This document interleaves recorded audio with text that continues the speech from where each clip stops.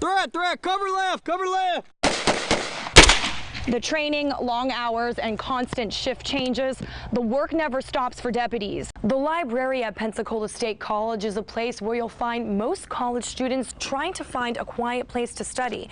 The last thing you'd expect to see is a man doing obscene things in front of women. So here's how you find the sample test. After you log on to fsassessments.org, you go over here to the Students and Parents tab, you hit Training Tests, take the training test, and then you'll have to log in as a guest.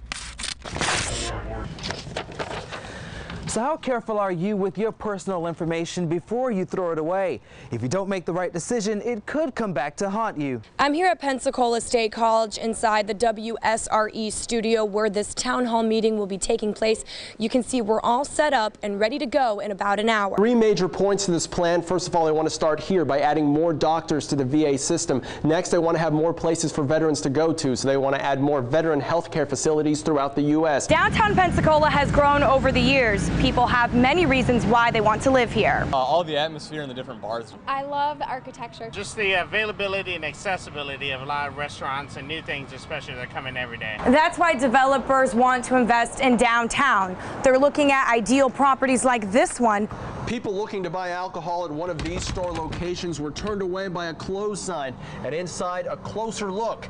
Empty shelves, an entire inventory that seemed to disappear overnight. 15 more deputies. That's what the sheriff wants the extra money for. He also wants to be able to pay his employees for holidays and overtime. He's also budgeting for rising fuel costs. Deputies respond to crimes and catch the bad guys. It's what they do, and it takes manpower and money to enforce the law. Chief Deputy Eric Haynes says they need more of it to give the level of service they want to provide. That's where the 15 new deputies would come into play. If we were just to get up to the average number of deputies that most sheriff's office has, we'd have to add between 60 and 70 officers. We're only asking for 15. But we are going to ask for 15 every year until we're at state average. According to Haynes, thefts are increasing. Violent crimes are showing a decrease, but the stats are still high. We were last year #1 per capita in violent crime. Well, this year we're #3. Deputies also say the extra money is needed to keep their pay competitive. The overtime and holiday are directly affecting our attrition rates at the sheriff's office. We have deputies walking out the door. We are losing our seasoned officers. Navy Federal Credit Union has taken pretty much every computer crime and fraud investigator that we have. County commissioners say they have more money in the budget this year, about $3 million from property taxes, but the needs from other departments are still high, and it's too early to say how much each will get. It's just like your children for Christmas. They have a wish list and they have an actual list that they're going to get. So each department comes in with a wish list. When it comes to public safety, many say there needs to be more deputies. You got to stop and think. There's so much going on around here, and by the time they get there, it's all over with. So now they got to go chasing things down. You know, so I really think they do need the money. It really boils down to whether or not whatever degree of service you want. Rising steam is a common sight from this 490-foot tall tower. It's called a scrubber. It reduces the plant's emission by 85% without hindering Gulf Power's ability to deliver electricity to each home. That was put in place in 2009 to meet regulations. Gulf Power and Southern Company have always risen to the challenge, whatever the new guidelines are.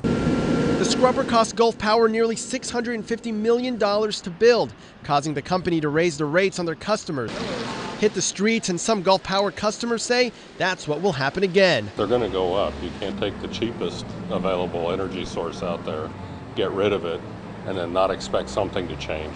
We're going to end up paying for these changes. That means Gulf Power is going to have new equipment or new scrubbers or new stuff to keep releasing the smog or the pollution that goes into the air.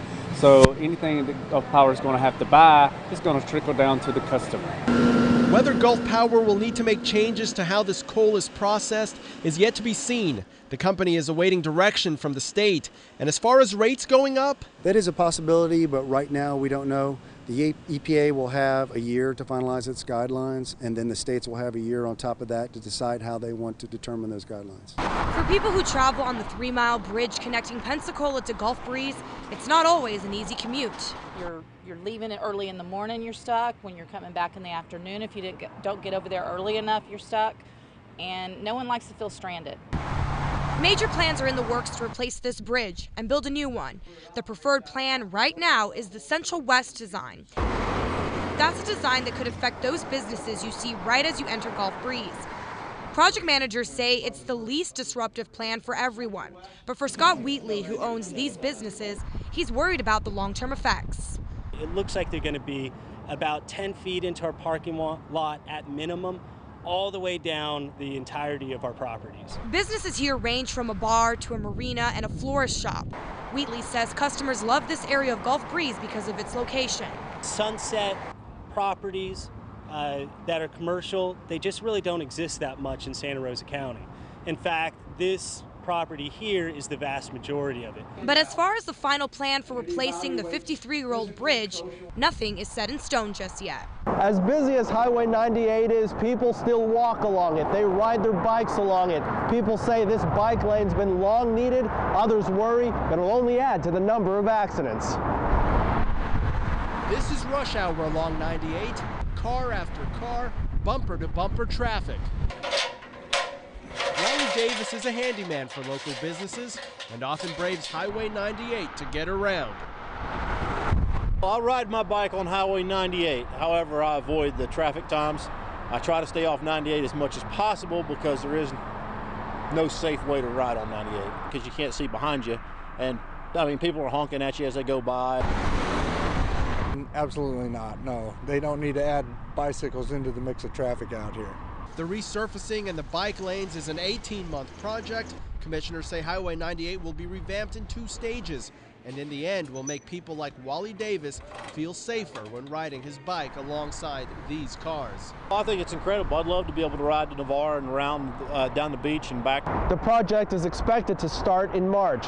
Reporting in Santa Rosa County, Anthony Pura, Channel 3 News.